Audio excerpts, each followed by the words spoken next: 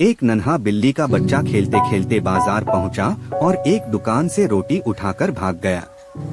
दुकानदार उसके पीछे दौड़ा और घर तक पहुंचकर उसे हल्का थप्पड़ मारकर रोटी ले गया। माँ यह देखकर दुखी हुई और अगले दिन मेहनत करके पैसे कमाए। वह खाना लेकर आई तो बच्चा खुश हो गया। माँ की आंखों से खुशी के आंसू बहने लगे।